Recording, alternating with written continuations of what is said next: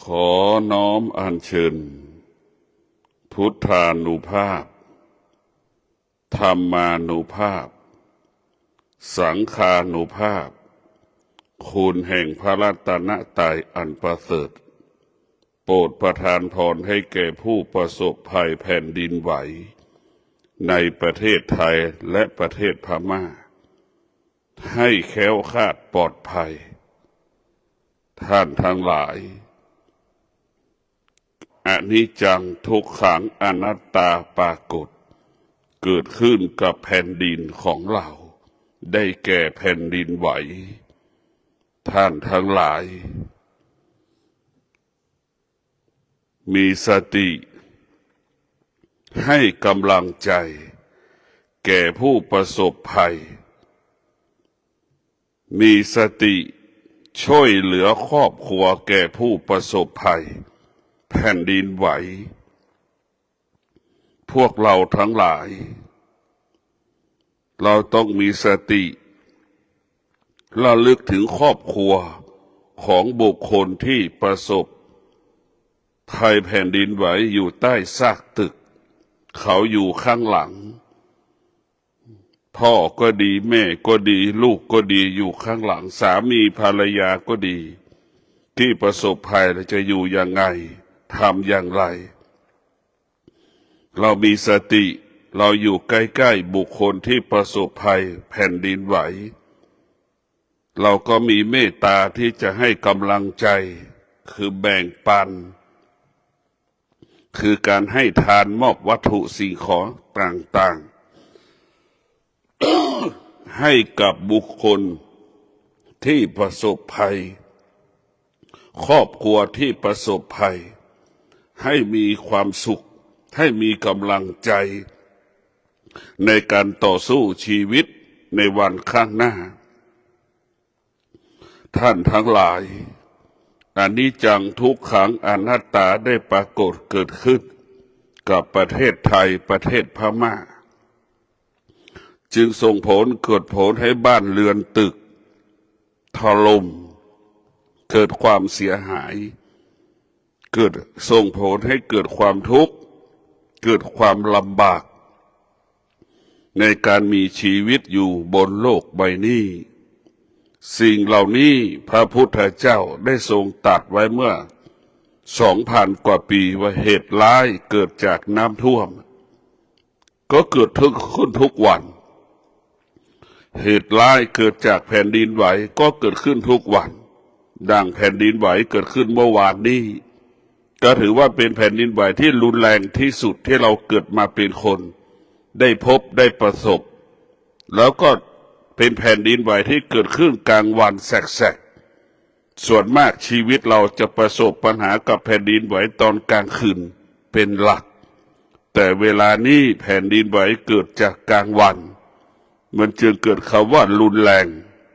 เกิดขึ้นกลางวันก็หมายถึงเกิดขึ้นรอบๆตัวเราเช่นประเทศพม่ากลางคืนกลางวันในเวลาเดียวกันเหตุร้ายเกิดจากแผ่นดินไหวเหตุร้ายเกิดจากฟากฟ้าก็คือพายุเหตุร้ายเกิดจากจันทรุปราคาก็คงหมายถึงพระอาทิตย์พระจันทร์มาชนกันทำให้โลกนี้วิบัติไปพระพุทธเจ้าได้ทรงตรัสไว้เมื่อ2,000 กว่าปีเหตุร้ายเกิดจากน้ำท่วมเราก็เห็นว่าน้ำท่วมทุกวันเป็นปกติของมันนั่นเรียกว่าพุทธธรรมนายหรือสิ่งที่พระพุทธเจ้ารู้ว่าสิ่งเหล่านี้มันปรากฏเกิดขึ้นบนโลกใบนี้ทุกวันเกิดขึ้นสถานที่ใดที่หนึ่งของโลกเช่นเดียวกับแผ่นดินไหวเกิดขึ้นทุกวันเกิดขึ้นส่วนใดส่วนหนึ่งของโลกเหตุร้ายเกิดจากฟากฟ้าก็เกิดขึ้นทุกวันพายุส่วนใดส่วนหนึ่งของโลกท่านทั้งหลายเรามีสติพิจารณาการเปลี่ยนแปลงได้เกิดขึ้นกับชีวิตครอบครัวหลายร้อยครอบครัวที่ประสบแผ่นดินไหวพระพุทธเจ้าบอกสอนให้เราตลอดเวลา ไม่ให้เราประมาท ไม่ให้เรามีชีวิตประมาทเราต้องมีสติที่เมื่อเรามีสติเราก็จะมีการเป็นการป้องกันชีวิตของเราพวกเราต้องมีสติพิจารณาว่าแผ่นดินไหวนั้นเป็นเหตุร้ายที่ประสบภัยร้ายแรงแก่เรามวลมนุษย์เราจะเห็นภาพประเทศพม่าตึกบ้านถล่มเป็นจำนวนมากกว่าประเทศไทยพวกเราทั้งหลายโดยเฉพาะผู้ปฏิบัติธรรมทางสายเอกก็เชิญท่านทั้งหลายได้นั่งสมาธิเชิญท่านทั้งหลายที่ฟังรายการได้นั่งสมาธิแผ่เมตตาให้กับผู้ที่ประสบภัยให้พ้นจากภัยที่ประสบภัยให้มีชีวิตปลอดภัยจากที่เราประสบภัยอยู่ณขนาดนี้ท่านทั้งหลายได้รวมจิตได้รวมพลังได้อธิษฐานจิตให้แก่ผู้ประสบภัยทุกคนไม่ว่าอยู่ประเทศพม่าและประเทศไทยให้พ้นภัยจากแผ่นดินไหวมีเมื่อเจ็บก็ให้หายรักษาให้ง่ายเมื่อเจ็บก็ให้รักษาให้หายไวให้มีความทุกข์ก็ให้พ้นจากความทุกข์ให้ไวในท่านทั้งหลายได้อธิษฐานจิตพวกเราทุกคนพระพุทธเจ้าจึงเป็นผู้รู้ความจริงของโลกจึงตัดให้เรารู้ว่าเหตุร้ายเกิดจากน้ำท่วมเห็นไหม ไม่ท่วมประเทศใดก็ท่วมประเทศหนึ่งเราก็นึกดูนี่คือความจริงเหตุร้ายเกิดจากแผ่นดินไหวก็เกิดขึ้นทุกวันส่วนใดส่วนหนึ่งของโลกใบนี้เหตุร้ายเกิดจากฟากฟ้าก็คงหมายถึงจันทรุปราหมายถึงพายุมันก็เกิดขึ้นทุกวันส่วนใดส่วนหนึ่งของโลกนั่นแหละพุทธเจ้าจึงเป็นผู้รู้ความจริงของโลกพุทธเจ้าเปรียบเสมือนนักกรมอุตุวิทยารู้การเปลี่ยนแปลงของสภาพธรรมชาติรู้การเปลี่ยนแปลงของสภาพดินอากาศจึงบอกให้เรารู้ว่าสิ่งเหล่านี้มันเกิดขึ้นได้ตลอดเวลาพวกเราทั้งหลายต้องมีสติพิจารณาแยกแยะสิ่งที่มันไม่เที่ยงพิจารณาสิ่งที่มันไม่เที่ยงปรากฏเกิดขึ้นกับคนรอบๆข้างเราสิ่งที่ไม่เที่ยงนอกกายเช่นตึกถล่มแล้วมีคนอยู่ใต้ซากตึกแล้วญาติของคนที่อยู่ในใต้ซากตึกลากญาติของคนอยู่ข้างนอกซากตึกนึกดูดิทุกข์ทรมานลำบากขนาดไหนกินไม่ได้นอนไม่หลับก็เพราะไปยึดติดในสิ่งที่ญาติหรือบุคคลในครอบครัวที่อยู่ในใต้ภายใต้ซากตึกนี่แหละคือเราเห็นแล้วพวกเราทั้งหลายความแก่ความเจ็บความตายมันเกิดขึ้นได้ทุกลมหายใจเราไม่ควรมีเหตุผลกับความตายไม่ควรสงสัยในความตายความตายมันเป็นความจริงของชีวิตความตายมันเป็นความจริงของมนุษย์ทุกๆคนประสบอยู่ทุกวันเราจะเป็นโรคไม่เป็นโรคเราก็ตายเราจะไปรักษาไม่รักษาเราก็ตายเราจะไปหาหมอไม่ไปหาหมอเราก็ตายเราไม่เกิดมาเพื่อตายไม่ได้เกิดมาเพื่อสิ่งใดสิ่งหนึ่งพวกเราทั้งหลายให้เราเข้าใจเมื่อเราเข้าใจเราก็จะอยู่เหนือสิ่งที่มันปรากฏเรียกว่าอยู่เหนืออนิจจังอยู่เหนือทุกขังอยู่เหนืออนัตตาสิ่งเหล่านี้มันปรากฏขึ้นทุกวันแต่วันนี้เวลานี้มันเกิดขึ้นใกล้ตัวเรามันเกิดขึ้นรอบๆตัวเราที่เราสัมผัสได้โดยเฉพาะเกิดขึ้นในกรุงเทพมหานครเราจำเป็นต้องมีสติฝึกฝนจิตให้อยู่เหนือเหตุการณ์ต่างๆที่มันปรากฏนะถ้าเราขาดสติเราจะอยู่ภายใต้เหตุการณ์ต่างๆที่เหตุการณ์อยู่ภายใต้เหตุการณ์ต่างๆเช่นตึกถล่มบางคนก็กินข้าวไม่ได้นอนไม่หลับจิตตกจิตสะเทือนจิตหวั่นไหวเห็นภาพตึกถล่มก็ทำให้ไม่สบายใจเห็นภาพตึกถล่มก็คิดถึงคนที่อยู่ใต้ซากตึกอยู่ในตึกว่าจะลำบากขนาดไหนเนี่ย ท่านทั้งหลายอันนี้แหละคือเรามีสติที่จะต้องละสิ่งที่เรารู้มีสติที่เราจะละซึ่งความจริงเราต้องละความจริงไม่มีใครหลีกหนีพ้นความตายไม่มีใครหลีกหนีได้ดังคนที่ประสบกับภัยพิบัติแผ่นดินไหวตึกถล่มจะมีคนเสียชีวิตก็ดีไม่มีเสียชีวิตก็ดีเราก็ต้องเข้าใจเราต้องเข้าใจว่ามันเป็นธรรมชาติของมันเราต้องเข้าใจความตายก็เป็นเหตุให้เกิดบ่งชี้ว่าเรามีกรรมเราทำกรรมอะไรไว้ในอดีตเราก็จะเป็นแบบนั้นแหละการตายก็บ่งบอกถึงกรรมที่เราสร้างไว้ในอดีตพวกเราทั้งหลายเราต้องมีสติเมื่อเราต้องพิจารณาหลักธรรมคำสอนของพระพุทธเจ้าทุกอย่างมันไม่เที่ยงตัวสตินี้สำคัญที่สุดมันเป็นหลักใหญ่ถ้าเรามีสติเราก็จะไม่ร้องไห้ไม่เสียใจถ้าเราขาดสติเราจะร้องไห้เราก็เสียใจอย่างญาติผู้อยู่ภายใต้ซากตึกถล่มญาติที่อยู่เป็นญาติก็จะร้องไห้เสียใจเป็นเดือนก็ยังไม่จบสามีอันเป็นที่รักที่ดูแลครอบครัวเนี่ยแล้วใครจะรับผิดชอบครอบครัวเนี่ยเขาก็คิดหนัก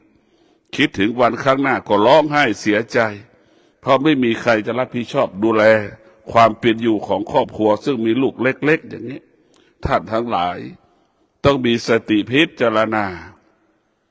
เราจะอยู่ยังไงให้อยู่อย่างแล้วเกิดความสุขเราจะอยู่ยังไงแล้วให้เกิดความปลอดภัยเรามีสติเท่านั้นเราจะปลอดภัย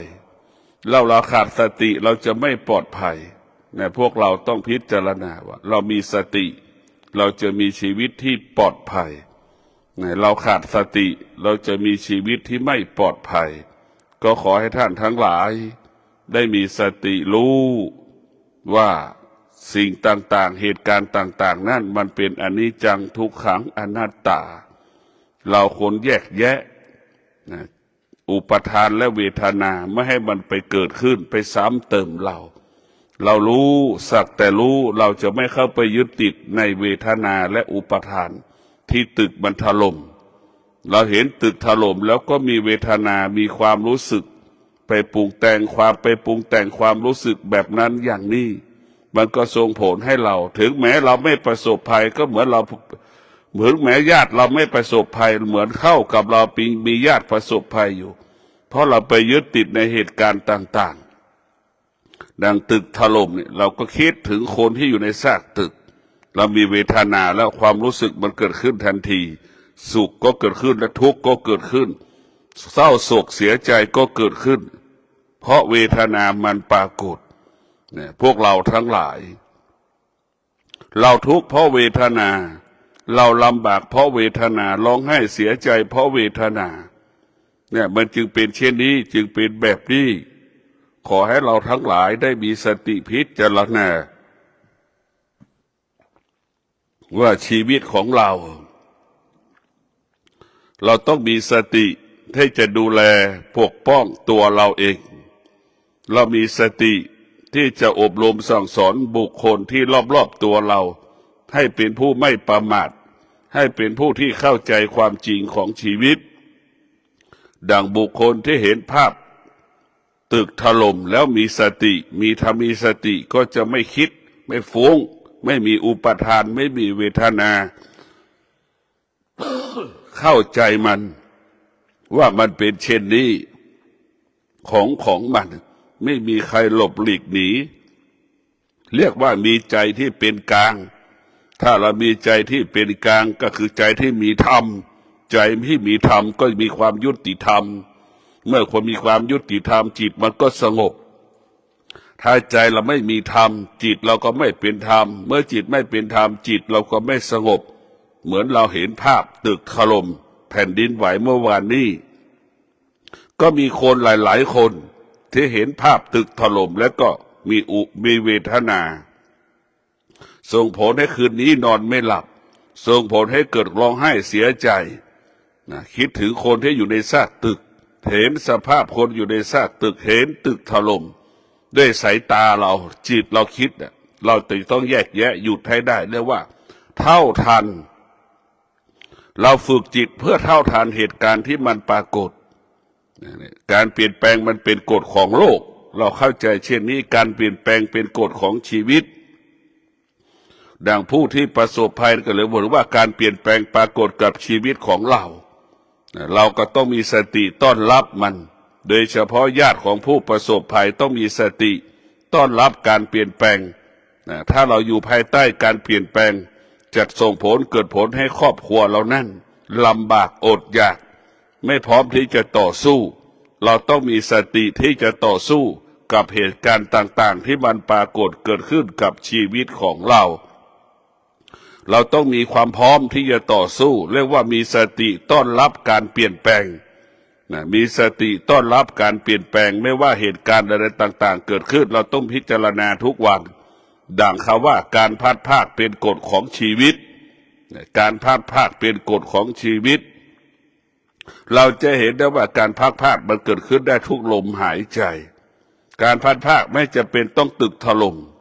การพัดภาคของเราก็คือความแก่นี่แก่ไปทุกวันเนี่ยคือมันก็พัดภาคความหนุ่มเราไปแล้ว มันแก่ทุกวันก็คือความพัดภาคเกิดขึ้นแล้วโดยไม่รู้สึกตัวแต่เราไปรู้สึกตัวตอนที่เราตายรู้สึกตัวตอนที่เราแก่นี่แหละมันผิดมันไม่ใช่แบบนั้นเราต้องดูทุกวันพิจารณาชีวิตทุกวันเราจะรู้สิ่งที่มันเกิดขึ้นในร่างกายของเราร่างกายของเรามันก็เปลี่ยนแปลงตลอดเวลาเราจึงต้องพิจารณากลับมาพิจารณาสติปัฏฐานสี่เห็นกายในกายเห็นจิตในจิตอย่างเงี้ยว่าร่างกายของเรามันไม่เที่ยงจิตของเรามันก็ไม่เที่ยงจิตเรามีเวทนามันก็ไม่เที่ยงกายเรามีเวทนามันก็ไม่เที่ยงทั้งกายทั้งจิตมันเกิดจากการปรุงแต่งเมื่อเกิดจากการปรุงแต่งมันก็จึงเกิดคำว่าดินน้ำลมไฟอยู่ในร่างกายของเราหมดจึงเป็นคนเกิดขึ้นมาเพราะการปรุงแต่งของพ่อของแม่เราเกิดมาเพราะเวทนาเราเกิดมาเพราะอุปทานพ่อแม่เป็นหนุ่มเป็นสาวไปยึดติดแม่เห็นพ่อเห็นแม่ก็ไปยึดติดซึ่งกันและกันหลายสุดสิ่งนี้เกิดสิ่งนี้จึงเกิดเห็นไหมเมื่อพ่อแม่อยู่ร่วมกันเราก็กลายมีลูกเป็นเราแล้วก็เป็นอย่างนี้มีลูกขึ้นมากลายเป็นเราก็เติบใหญ่เติบโตขึ้นมาอีกแต่งงานอีกเราก็มีลูกอีกเห็นไหมแล้วเราก็เป็นปู่เป็นย่าเหมือนพ่อแม่เราเป็นปู่เป็นย่าเป็นตาเป็นยายมันก็เป็นเช่นนี้ของมันท่านทั้งหลายมันก็เกิดจากเวทนาและอุปทานก่อการกำเนิด ชีวิตมนุษย์ที่มันเกิดขึ้นทุกวันนี้เมื่อเราไม่มีเวทนาเมื่อเราไม่มีอุปทานเนี่ยเราจะไม่กลับชาติมาเกิดเพราะเราไม่ยึดติดสิ่งใดสิ่งหนึ่งทั้งเวทนาและอุปทานเนี่ยมันประกอบไปด้วยกิเลสตัณหาราคะประกอบไปด้วยความโลภความโกรธความหลงนี่แหละคือเราให้เกิดมาเป็นมนุษย์เมื่อเราเกิดมาเป็นมนุษย์เราจะต้องมีสติศึกษาเรียนรู้ความจริงของชีวิตว่าสิ่งใดสิ่งใดที่เป็นความจริงของชีวิตเราจะยึดเหตุการณ์ใดๆยึดหลักการใดๆเป็นหลักเมื่อมีเหตุการณ์ต่างๆที่เกิดขึ้นแล้วนี่เราจะเป็นต้องยึดหลักธรรมอันใดหรือเราต้องรู้ธรรมให้ทั่วถึงธรรมถึงจะรู้ว่าธรรมชาติมันเปลี่ยนแปลงดังที่บอกแล้วว่าธรรมชาติมันเปลี่ยนแปลงธรรมะมันไม่เปลี่ยนแปลงเพราะฉะนั้นเราต้องมีสติอยู่กับความอดทนมีสติอยู่กับวิริยะภาคเพียรเราต้องอยู่ให้ได้หากเรามีชีวิตอยู่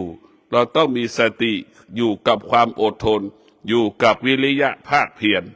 สติและความสติกับความอดทนวิริยะภาคเพียรนั่นเปรียบเสมือนอาวุธเปรียบเสมือนพาหนะที่จะนำพาชีวิตเราเป็นให้บรรลุเป้าหมายได้สติก็ดีขันติก็ดีวิริยะก็ดีก็เปรียบเสมือนรถแมคโครเปรียบเสมือนรถแท็กเตอร์ เราจะพัฒนาพื้นที่ใดเราจะเป็นต้องอาศัยรถแมคโครรถแท็กเตอร์ ปรับปรุงสถานที่นั้นให้มันง่ายมันสะดวกฉันใดเมื่อเรามีสติมีความอดทนเมื่อเรามีสติมีวิริยะภาคเพียร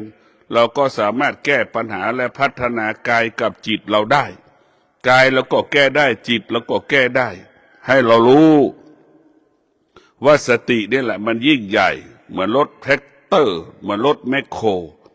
จะเปลี่ยนแปลงชีวิตเราจะเปลี่ยนแปลงชีวิตเราพัฒนาชีวิตเรา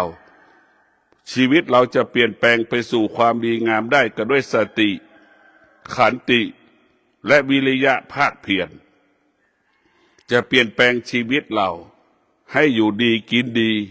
ให้ชีวิตเราบรรลุเป้าหมายเช่นผู้ปฏิบัติธรรมก็บรรลุเป้าหมายในการปฏิบัติธรรมผู้ประกอบอาชีพปฏิบัติหน้าที่ก็ประสบความสำเร็จในการประกอบอาชีพปฏิบัติหน้าที่ทุกหน้าที่เพราะเรามีสติอดทนมีสติวิริยะภาคเพียรเราจะแก้ปัญหาก็ง่ายพัฒนาก็ง่ายที่มันเกิดขึ้นในแต่ละวันที่เรามีหน้าที่อยู่แต่ละวันเราต้องมีสติที่จะต้องฝึกฝนให้มันเข้มแข็งและแข็งแรงเกิดขึ้นพวกเราทั้งหลายเมื่อเรามีสติชีวิตเราก็มั่นคงเมื่อเราขาดสติชีวิตเราก็ไม่มั่นคงเมื่อเราขาดสติชีวิตเราก็ไม่ปลอดภัยเมื่อเราขาดสติชีวิตเราไม่ปลอดภัยเมื่อเรามีสติชีวิตเราก็ปลอดภัยพวกเราทั้งหลายธรรมะเท่านั้นจะเป็นผู้ที่ปกป้องชีวิตของเราธรรมะเท่านั้นที่จะคุ้มครองชีวิตของเราพระพุทธเจ้าไม่สามารถคุ้มครองชีวิตเราได้มีแต่คำสอนของพระพุทธเจ้าเท่านั้นจะคุ้มครองชีวิตเราได้ก็คือสติเนี่ยเป็นผู้คุ้มครองชีวิตเราตนแลเป็นที่พึ่งแห่งตนเนี่ยพุทธอาศัยเทพเจ้าไม่มีเทพเจ้าองค์ไหนจะคุ้มครองชีวิตเราได้ไม่มีเทพเจ้าองค์ไหนที่จะคุ้มครองชีวิตเราได้มีแต่ตัวเราเท่านั้นจะคุ้มครองชีวิตเราได้ท่านทั้งหลายตนแลเป็นที่พึ่งแห่งตนธรรมะจะเป็นผู้ที่ปกป้องคุ้มครองรักษา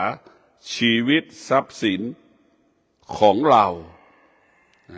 พวกเราต้องมีสติพิจารณาในการดำเนินชีวิตเราควรยึดถือยึดมั่นหลักธรรมคำสอนสติวิริยะอดทนเมื่อเรามีสติวิริยะอดทนเราก็จะมีระเบียบเราจะมีวินัยเราจะมีสุขุมรอบคอบละเอียดปาณีตมันก็จะเกิดคำว่าสำเร็จสะดวกง่ายแก่กับชีวิตของเราในพวกเราทั้งหลายชีวิตของเราต้องมีสติที่จะฝึกฝนจิตให้จิตของเรานั้นได้มีธรรมจิตของเราจะได้น้อมนำเอาธรรมมากำกับกำหนดควบคุมชีวิตของเราพวกเราทั้งหลายจะได้หลงทางจะได้หลงผิดให้มีสติอยู่กับธรรมเมื่อเรามีธรรมเท่ากับเรามีแม่เรามีธรรมเท่ากับเรามีพ่อเรามีธรรมเท่ากับเรามีสามีอยู่ในหัวใจเรามีธรรมะเท่ากับเรามีลูกอยู่ในหัวใจลูกมีธรรมะเท่ากับมีแม่อยู่ในหัวใจพ่ออยู่ในหัวใจสามีมีธรรมะเท่ากับมีภรรยาอยู่ในหัวใจท่านทั้งหลายธรรมะของพุทธเจ้าเป็นสิ่งที่ประเสริฐที่สุดเราต้องพึ่งพาตนเองเรารู้แล้วว่าพ่อแม่อยู่กับเราแค่บางเวลามีพ่อแม่คนไหนที่จะคอยปกป้องชีวิตเรามันไม่มีธรรมะคือพ่อแม่ธรรมะคือสติเมื่อเรามีสติเราก็ปลอดภัยเมื่อเรามีสติก็ทำงานละเอียดปาณีตสุขุมรอบคอบชีวิตเราก็มั่นคงชีวิตเราก็ปลอดภัยชีวิตเราก็เจริญรุ่งเรืองงอกงามแน่ท่านทั้งหลายไม่ควรเอาชีวิตเป็นผูกกับเทวดาองค์ใดองค์หนึ่ง เราไม่ควรเอาชีวิตไปผูกกับสิ่งศักดิ์สิทธิ์สิ่งที่ศักดิ์สิทธิ์ที่สุดก็คือธรรมะเรามีสตินี่ศักดิ์สิทธิ์ที่สุดแล้วเราไม่ต้องไปจุดธูปไม่ต้องไปจุดเทียนไม่ต้องแสวงหาอะไรสักอย่างสิ่งศักดิ์สิทธิ์ก็คือสติเป็นสิ่งที่ศักดิ์สิทธิ์ที่สุดเมื่อเรามีสติเรานั่นแหละสิ่งศักดิ์สิทธิ์จะปกป้องเราคุ้มครองชีวิตเราเมื่อเรามีสติเราจะคำว่าศักดิ์สิทธิ์จะเกิดขึ้นถ้าเราขาดสติเทวดาสัก100 องค์ก็ไม่สามารถปกป้องเราได้เพราะฉะนั้นหลวงพ่อหลวงพี่ที่เราห้อยคอ100 องค์ก็ไม่สามารถช่วยเราได้ถ้าเรามีขาดสติเพราะฉะนั้นพ่อแม่ครูบาอาจารย์เทพเทวดาทั้งหลายจะปกป้องเราเมื่อบุคคลที่มีสติเท่านั้นเรียกว่าธรรมคุ้มครองธรรมธรรมรักษาธรรมเพราะฉะนั้นพวกเราทั้งหลายผู้ประพฤติธรรมย่อมรักษาผู้ประพฤติธรรมเพราะฉะนั้นพวกเราทั้งหลายเราต้องมีสติให้ความสำคัญกับธรรมะว่าธรรมะคือชีวิตชีวิตเราคือธรรมะขาดธรรมะก็คือเราหมดลมหายใจทันทีเหมือนดั่งรถผู้ประสบอุบัติเหตุต่างๆผู้ประสบภัยต่างๆเราจะเห็นได้ว่าเรามีธรรมะแล้วเราจะมีเป็นเครื่องป้องกันสติก็คือเครื่องป้องกันภัยต่างๆถ้าเรามีสติเท่ากับเรามีเครื่องป้องกันภัยถ้าเราขาดสติก็เหมือนเราไม่มีเครื่องป้องกันภัยเพราะฉะนั้นสติธรรมะก็คือเป็นเครื่องป้องกันภัยเราธรรมะก็สติก็เหมือนไซเรนเนี่ยมันเตือนเราเป็นเครื่องเตือนภัยเราถ้าเรามีสติเราก็จะไม่ประมาทนี่แหละธรรมะเพราะเราต้องกลับมาอยู่กับธรรมะก็คือสติรู้สตินี่แหละเป็นผู้ที่ศักดิ์สิทธิ์ที่สุดผู้ที่มีสติก็เป็นผู้ที่ศักดิ์สิทธิ์ผู้ที่มีสติก็จะเป็นผู้ที่มีวาจาสิทธิ์ผู้ที่มีสติจะเป็นผู้ที่คิดสำเร็จผู้ที่มีสติจะเป็นผู้ที่ทำทุกอย่างสำเร็จเพราะสติคือทำให้เรารู้สึกตัวอยู่ตลอดเวลาพวกเราทุกคนเมื่อเรามีธรรมะแล้วเราจะคุ้มครองตัวเราจะปกป้องตัวเราไม่มีใครที่จะดูแลเราได้ตลอดเวลาเท่ากับธรรมะเพราะธรรมะอยู่ที่กายธรรมะอยู่ที่จิตจะไปหวังพึ่งสามีก็ไม่ได้อยู่กับเรา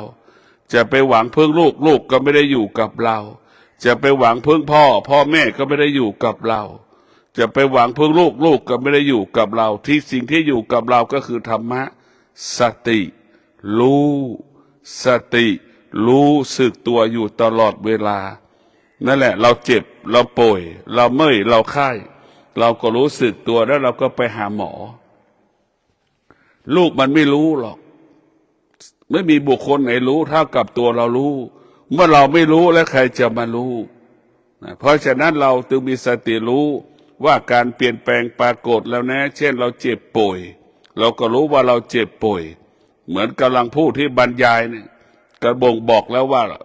ไข้กระจองเกิดขึ้นแล้วไอเสียงดังๆเนี่ยก็มีสติป้องกันที่จะซื้อยามากินมีสติที่จะฉันยาเอายามากินแก้ไอการไอก็บ่งบอกว่าโรคภัยไข้เจ็บจะปรากฏการไอก็บ่งบอกร่างกายเราไม่สมบูรณ์เราต้องมีสติรู้แล้วก็คือเตรียมต้อนรับการเปลี่ยนแปลงให้ได้แต่เราต้องมีสติรู้ต้อนรับการเปลี่ยนแปลงอะไรจะเกิดขึ้นเราก็มีสติต้อนรับมันอยู่กับมันให้ได้ไม่ใช่ว่าเราขาดสติไม่พร้อมต้อนรับการเปลี่ยนแปลงร้องไห้เสียใจบางคนญาติตาย3 ปี5 ปี10 ปียังเสียใจยังไม่หายความเศร้าโศกเสียใจ3 ปี10 ปียังร้องไห้เสียใจยึดติดในผู้ตายคิดถึงผู้ตายยังมีจำนวนมากอยู่นี่แหละพวกเราทั้งหลายต้องมีสติต้อนรับการเปลี่ยนแปลงความตายเป็นความจริงของชีวิตความตายเป็นความจริงของโลกไม่มีใครเกิดมาไม่ตายไม่มีใครเกิดมาไม่แก่ ไม่มีใครเกิดมาไม่เจ็บมันไม่มีการพลาดพลาดเกิดขึ้นกับชีวิต ดังผู้ประสบภัยตึกถล่มการพลาดพลาดได้เกิดขึ้นจากครอบครัวจากคนอันเป็นที่รักของเราพุทธเจ้าก็พูดเมื่อ2,000 กว่าปีแล้วการพลาดพลาดเป็นกฎของชีวิตด้วยเหตุผลต่างๆก็อีกเรื่องหนึ่งแต่การพลาดพลาดมันเป็นความจริงไม่มีใครอยู่กับใครได้ไม่จากวันนี้ก็ต้องจากวันหน้าไม่จากด้วยความแก่ความเจ็บความตายมันก็แจกอยู่ภายใต้สิ่งเหล่านี้จากกันด้วยสิ่งเหล่านี้เนี่ยพวกเราทั้งหลายเมื่อเราเข้าใจธรรมะแล้วเราจะเข้าใจทุกสิ่งทุกอย่างเราต้องกลับมาสนใจใส่ใจชีวิตของเรามันจึงมีคำว่าเมื่อเรามีสติเมื่อเรามีสติเราจะไม่มีความสุขสตินี่มันจะเป็นความสุขของกิเลสความสุขเป็นเรื่องของกิเลสเมื่อเรามีสติเราจะละความสุขเมื่อเรามีสติเราจะแสวงหาความสงบใช่ไหมถ้าเราขาดสติเราจะยึดความสุขยึดความสุขละความสงบความสุขมันมีค่าเท่ากับเกลือเหมือนเนื้อที่มีเกลือมันเค็มเนี่ยคนก็หลงอย่างนั้นแหละไปกินเนื้อที่มีเกลือเช่นเนื้อย่างและมีเกลือติดในเนื้อเนี่ยมันเค็มมันทำให้เกิดหลงหรือติดในรสของอาหารพวกเราทั้งหลายสุขก็เป็นเช่นนั้นเมื่อเรามีสติแล้วเราจะละความสุขเมื่อเรามีสติแล้วเราจะแสวงหาความสงบพวกเราต้องเข้าใจสุขเป็นของคนชั้นต่ำสุขเป็นของคนที่ขาดปัญญาความสงบเป็นของผู้ที่มีปัญญาความสงบเป็นของชนชั้นสูงพวกเราทั้งหลายความสงบเป็นสิ่งสำคัญที่สุดเมื่อเรามีความสุขไม่มีคำว่าความสงบจะเกิดขึ้นพวกเราทั้งหลายถ้าเรามีความสุขไม่มีความสงบถ้าเรามีความสงบไม่มีความสุขเพราะความสงบมันอยู่เหนือความสุขความสงบเปรียบเสมือนกลางวันความสุขเปรียบเสมือนกลางคืนมันแตกต่างกันไหมพวกเราทั้งหลายเมื่อเรามีความคิดเราจะไม่มีสมาธิเมื่อเรามีสมาธิเราจะไม่มีความคิดเมื่อเรามีสมาธิเราจะไม่ใช้ความคิดเมื่อเราไม่มีสมาธิเราก็จะใช้ความคิดเราลำบากเพราะความคิดนี่แหละเพราะเราคิดนี่แหละมันจึงไม่จบไม่สิ้นความคิดก็เปรียบเสมือนไวรัสต่างๆเช่นไวรัสสายพันธุ์เอไข้หวัดใหญ่สายพันธุ์เอสายพันธุ์บีนี่แหละมันจึงทำให้เราเป็นทุกข์ตลอดเวลาเพราะความคิดเหมือนอยากได้จริงความคิดเกิดจากตาเหมือนเราไปเซ็นทรัลไปโซนรองเท้าอยากได้รองเท้าตาเห็นรองเท้าตาเห็นโทรศัพท์ก็อยากได้โทรศัพท์เห็นไหมตาไปเครื่องประดับเห็นเครื่องประดับก็อยากได้เครื่องประดับน่ามีความอยากอยู่ตลอดเวลาความคิดคือความอยากความคิดคือความโลภมันมาพร้อมกันส่วนสมาธิคือเฉยๆคนที่มีสมาธิก็เฉยๆตาเห็น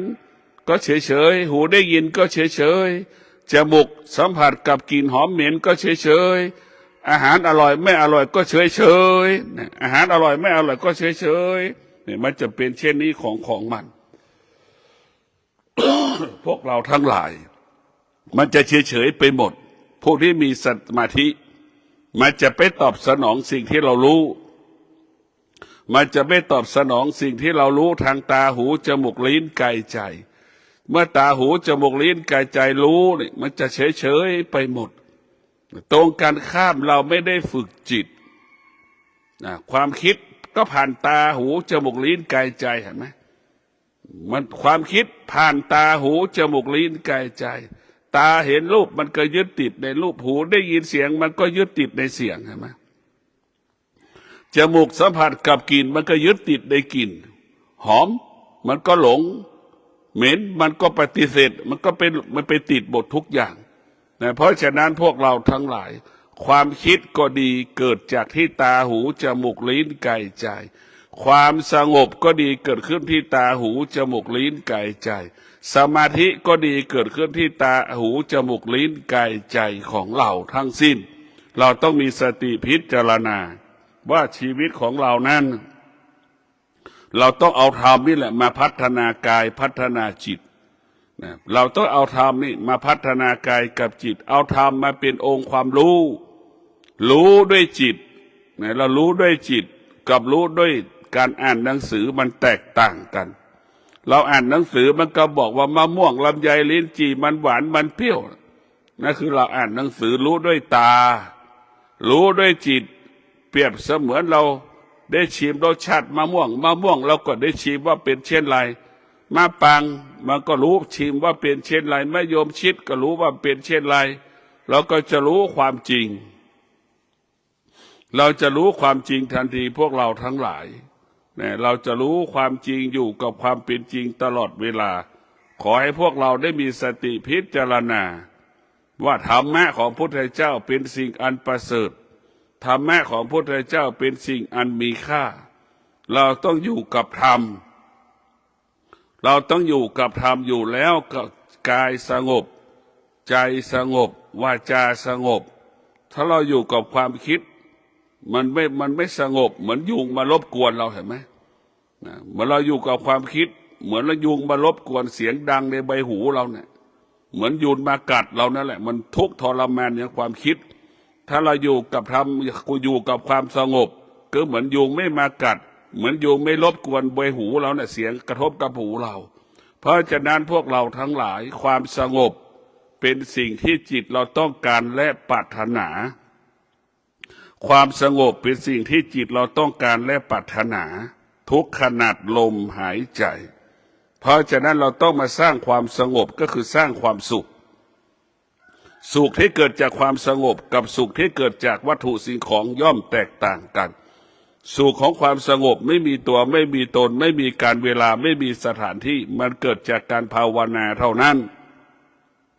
ภาวนาเท่านั้นจึงทำให้เราเกิดความสุขเพราะฉะนั้นผู้ภาวนาจึงรู้ว่าการภาวนาทำให้กายวาจาใจสงบจึงมาแล้วมาอีกไม่มีวันจบสิ้นขอให้ท่านทั้งหลายมีสติพิจารณาพิจารณาชีวิตของเราร่วมกัน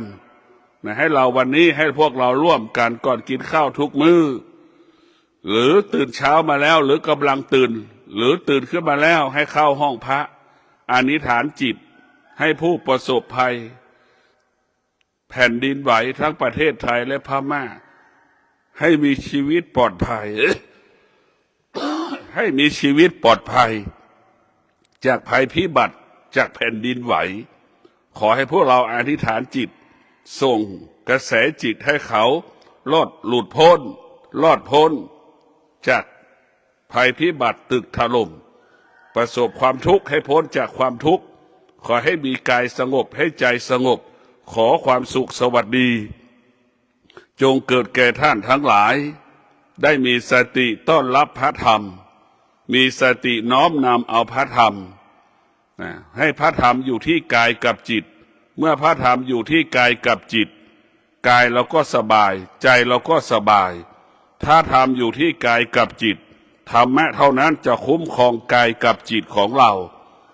ธรรมะเท่านั้นจะคุ้มครองกายกับจิตของเราต้องกลับมาสนใจธรรมมากกว่าสนใจอาชีพเราต้องให้ความสำคัญธรรมะดั่งชีวิตของเราธรรมะเป็นผู้ปกป้องชีวิตธรรมะเป็นผู้คุ้มครองชีวิตของเราอยู่ได้ด้วยธรรมขอเจริญพร